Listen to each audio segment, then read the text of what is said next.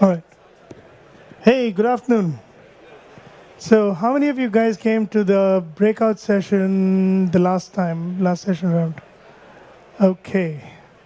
So, this stuff is new for the rest of you, yeah? Cool.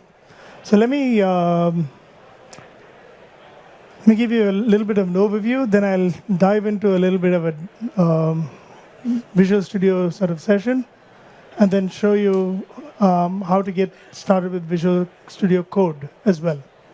And then those of you all on Mac will actually be able to get this thing running. There's a whole bunch of documentation material out there that you can follow. So I'll point you to some of it. We only have 20 minutes, so I'll take questions at the end, if that's okay. Is that right? Cool. So the quantum development kit. How many people done anything with quantum computing so far? Right, handful of people. No heckling, right? So the quantum computer that we're talking about for the quantum development kit is actually a simulator that runs on your local machine, okay? There's a cloud-based simulator, don't worry about it. Just worry about the one on your machine. You get that for free when you download the quantum development kit. The way you program against the quantum simulator is actually quite interesting. It's not like programming against a normal set of libraries. It's really an adjunct coprocessor. So you think of the quantum simulator itself as a coprocessor, and you issue instructions to it. And the instructions that you issue are actually in the form of a Q# program. So if you want to think about the big picture, basically you have a quantum computer in this case. When we get the real device, you'll have a quantum computer, some cryogenic control, and then you have applications and software. In the case of the simulator, what we have is just applications and software and the simulator underneath, right? So logically speaking, you write your program in the light white dot square. So you write your host program in whichever language you want. C# is a fine choice. So is F#, right? Or even Python. Then you can write the stuff that you want to be actually executed in terms of a quantum context. You write that in Q#. And you make use of the algorithms, libraries that are available. And I'll show you how you can get access to those as well. And then against the classical runtime, you can actually run it against the local simulator, exactly as I mentioned to you. Now, how many people have actually downloaded the QDK so far? And how many people have actually figured out how to read Q#? Okay, so cool. Any questions on why we actually created a new language? Does anyone want to know? Cool. All right. So basically, when you want to program a coprocessor, even a traditional like graphics coprocessor, something like that, the traditional approach is to have a host language and just slap on a bunch of libraries which will make calls to the coprocessor, right? So when you want to do something complicated that the coprocessor is capable of doing, you'll end up having to write the sequence that's effectively a bunch of library calls that'll get intercepted and then shipped off to the coprocessor to run. The problem with quantum computing is that it's a domain in itself, and the domain is actually a fairly complex one. And if you want to write programs in that domain, it's good to have a type system for that domain. And what you don't want is, you don't want the type systems of the host language and the domain to actually conflict with each other.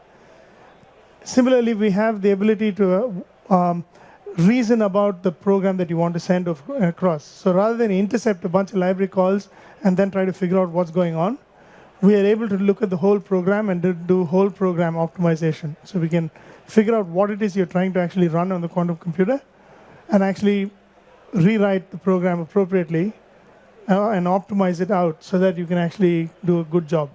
And to be able to do that properly, you really need a different language. So the idea that you can reason over the program that you want to write basically means that the compiler gets into the mix and is able to do the optimization for you. And so this is why we picked a new language. So to develop a new language, that allows you to express only quantum computations and to express them correctly in its own domain. So the syntax that is fairly familiar, I mean, it's basically a C-style sort of brace-based syntax, but it's functionally inspired. So there's a lot of stuff in here that you'll get quite naturally if you've like programmed language like F#, for example, like immutability, the ability for not being able to mutate state, for example, is something that we turn out to be quite useful. So I'll dive into the demo at the moment, and we'll get an idea of what it is that we're doing. So let me see here. Now, can everybody see the code? Or do I want to zoom in further? Is it okay? All right.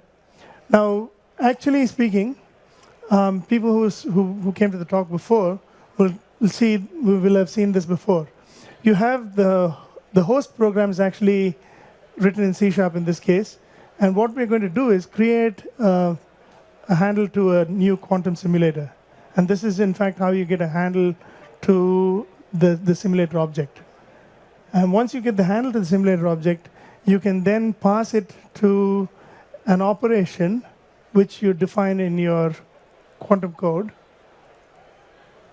You pass it the simulator and you pass in whatever arguments you want, and the simulator will actually be used to run that quantum operation on it. Now, Q# has a whole bunch of constructs.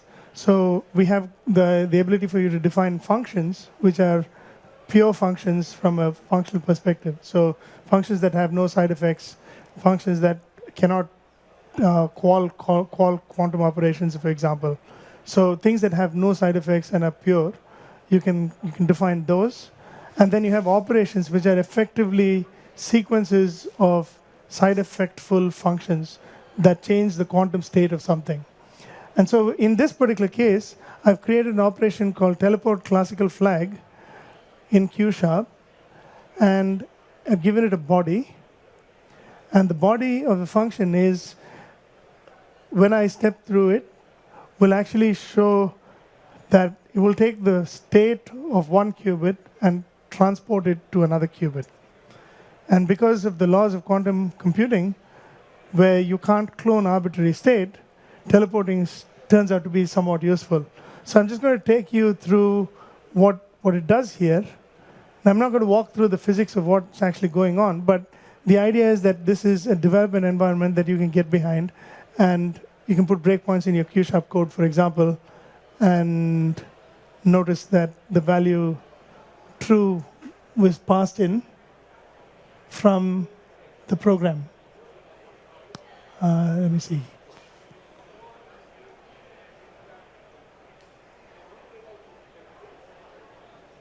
So the flag here is actually true, and I can continue. And I expect to come back with the flag being false, because in the program, the first instruction was send true and then send false. So if I just run this code, I'm able to see the output. Let me see. Oh, it's showed up on a different screen. So it shows that this thing runs. Now, why is this even interesting?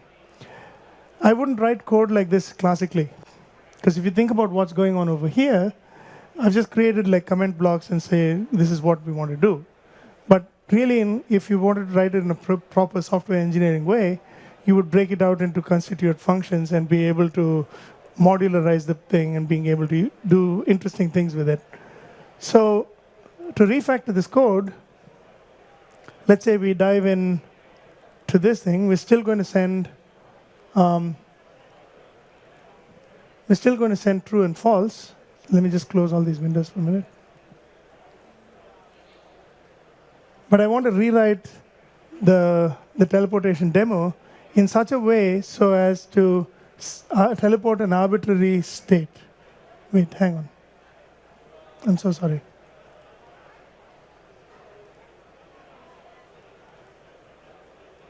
I'm still going to teleport true and false. But the first thing I'm going to do is I'm going to break out one of the pieces of the code and create its own operation.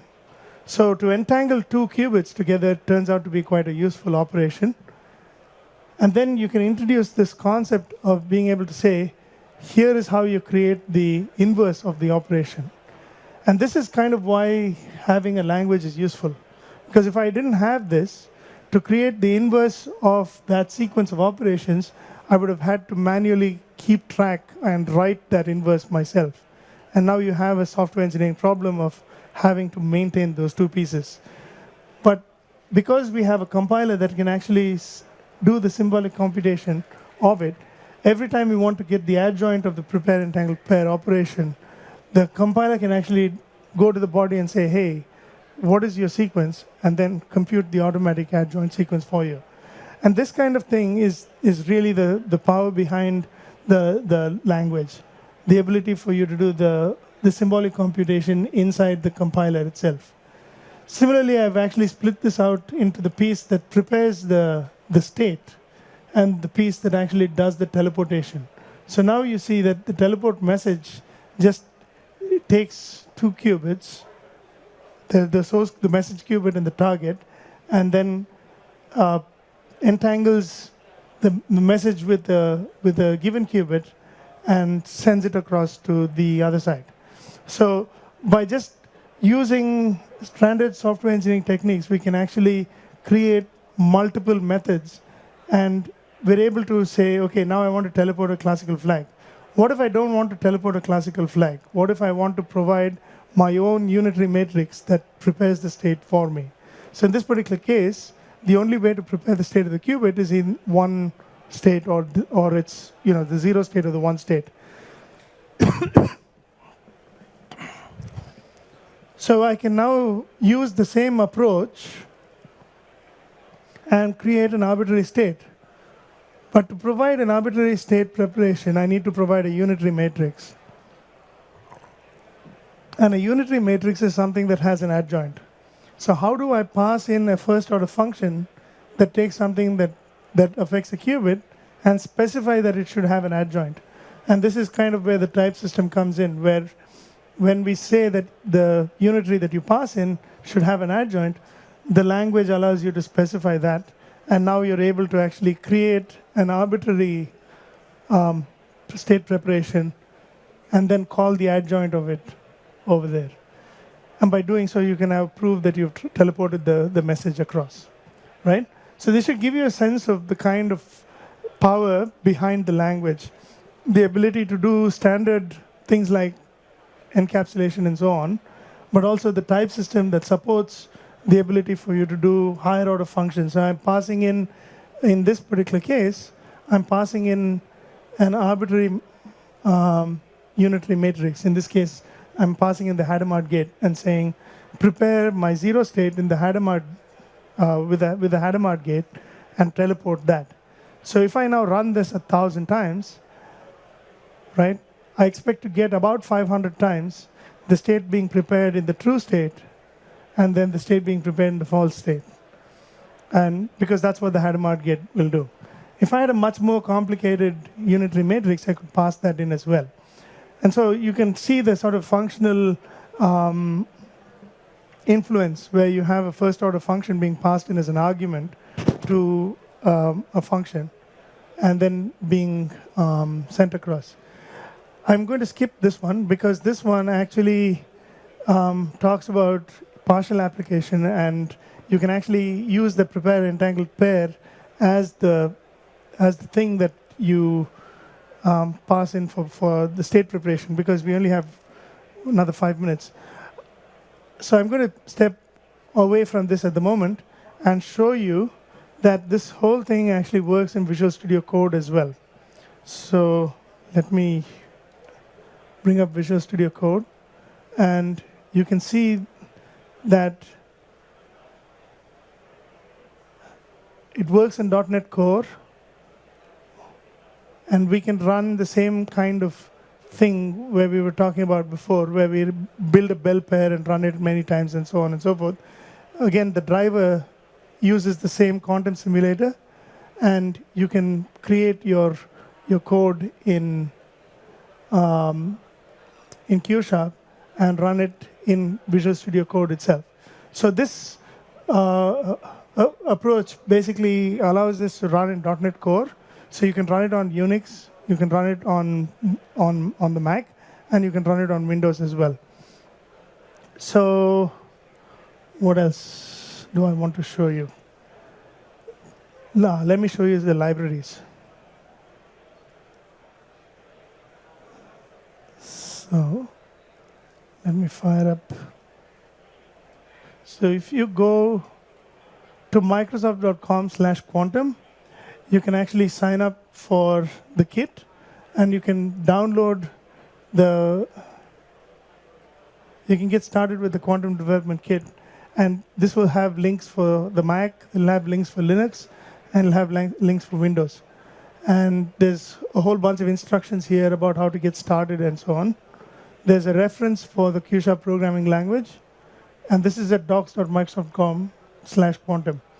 And there's obviously the libraries themselves are fully documented out. You can also go to GitHub and see the Microsoft.com quantum libraries. This contains all of the algorithms that we ship with the quantum development kit.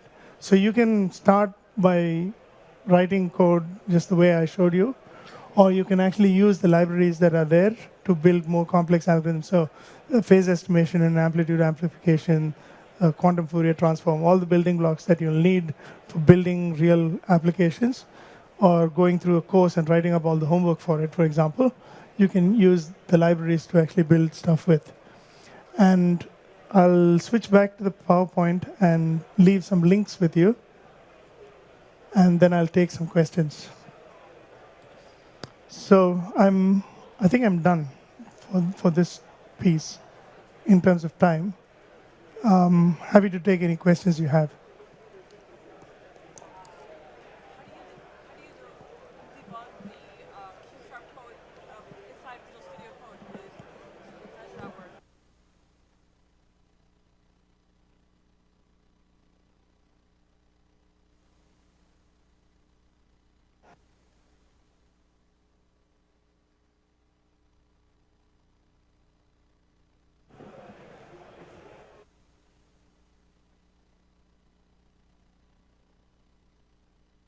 I'm taking a question.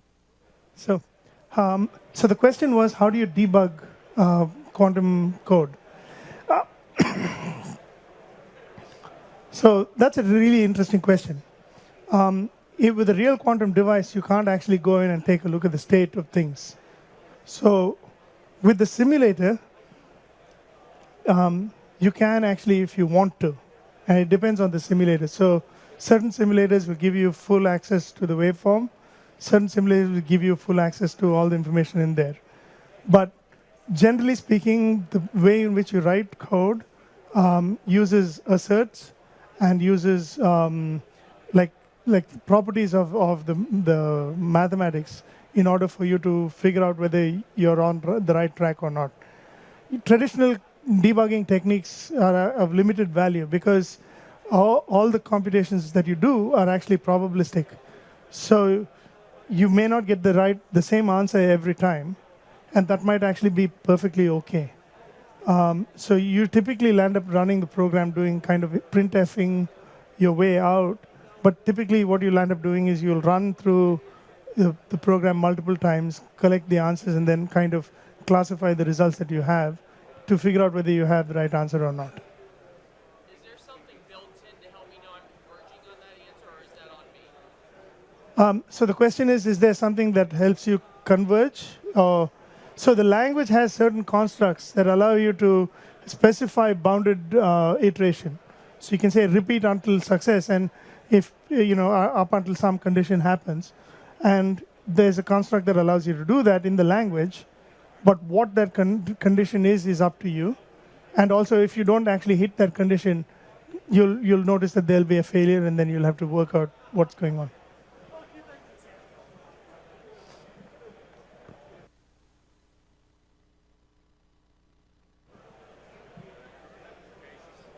All right, thank you.